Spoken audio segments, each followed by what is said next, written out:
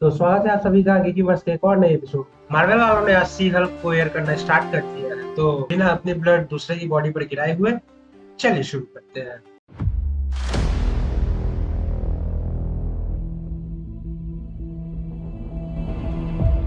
तो सी हल्क की story current timeline में ही सेट की गई है, जहां पर ब्लिप हो गई है, जिसका रेफरेंस आपको सीरीज में कई बार मिल जाएगा। और जैसा कि हमने ट्रेलर में भी देखा है कि सी हल्क फोर्थ वॉल को तोड़कर ऑडियंस से बात करती है, तो इसे कई रेफरेंसेस इस एपिसोड में आपको मिल जाएंगे। तो इस एपिसोड में हमें स्मार्ट हल्क भी देखने को मिलता है और हमें सी हल्क की ओरिजिन भी दिखाई जाती है, क्योंकि ये पायलट एपिसोड। तो एपिसोड में आपको ठीक ठाक से प्लेस किए हुए जोक्स मिल जाएंगे, जो कि आपके चेहरे पर स्माइल ला देती है। अब कैरेक्टर्स की बात करें तो पूरी एपिसोड में काफी स्क्रीन टाइम हल्क और जेनिफर को ही दी गई है, और बाकियों को हम आगे चलकर ही जानेंगे। बट इसमें कई इंपॉर्टेंट कैरेक्टर्स जो कि सीरीज में बहुत बड़े पार्ट को प्ले करने वाले, उनसे हमें इंट्रोड्यूस करवा दिया गया है। अगर वीएफएक्स की बात करें तो हाँ, काम तो चला लेने लायक वीएफएक्स है, बट जो मार्वल से जो वीएफएक्स एक्सपेक्ट करते थे वो वाव लेवल वाली वैसी वीएफएक्स हमें देखने को नहीं मिली है। अब बात कर लेते हैं स्टोरी, और जिन्होंने एपिसोड नहीं देखी है तो उनके लिए स्पॉयलर्स होने वाले हैं, तो वो अपने हिसाब से देख लो तुम्हें आगे की पार्ट देखनी है या नहीं देखनी है।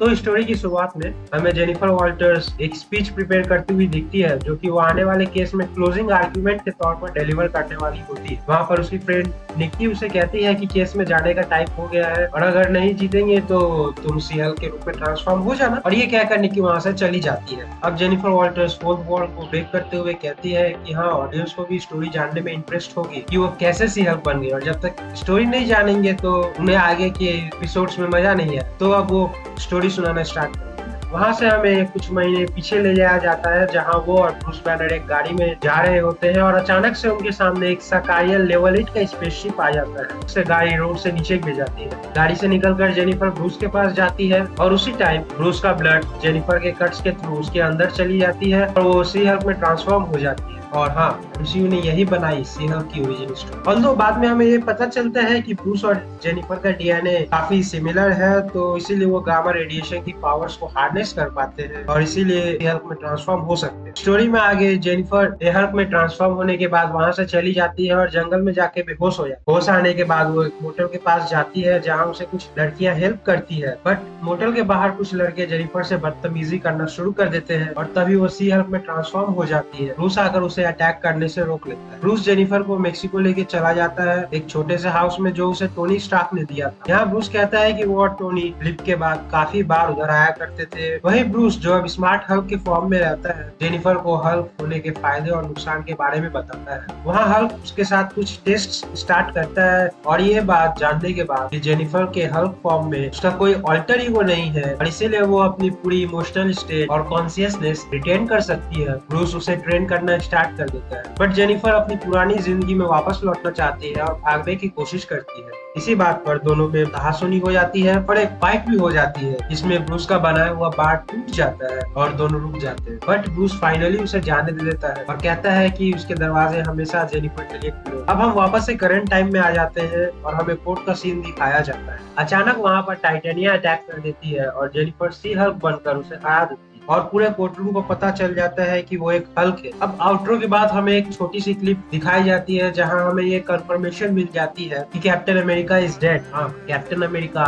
एक स्टीव रॉजर्स, जिन्हें हम आखिरी बार एवेंजर्स एंड गेम में देखे थे, वो अब इस दुनिया में नहीं है। तो जैसा कि मैंने मेंशन किया टाइटेनिया के बारे में, तो अगर उसकी बात थोड़ी सी और की जाए तो टाइटेनिया बेसिकली कॉमिक्स में अपीयर होने वाली सी हल्क की एक राइवल है, जो कि एमसीयू में आ गई है, अपनी डेब्यू कर ली है उसने। और टाइटेनिया का डॉक्टर डूम के साथ एक अच्छा खासा कनेक्शन है। अगर आप लोग ये सोच रहे हो कि सीक्रेट वॉर्स में उसका कोई रोल है कि नहीं, तो हाँ, सीक्रेट वॉर्स में उसकी रोल होने वाली है। क्या होगी नहीं होगी वो तो आपको बाद नहीं पता चले। तो यार बस आज के लिए इतना ही। अगर वीडियो पसंद आई है तो लाइक करें, शेयर करें और सब्सक्राइब करें। मिलेंगे अगली वीडियो में, तब तक के लिए keep loving your near ones. Good bye.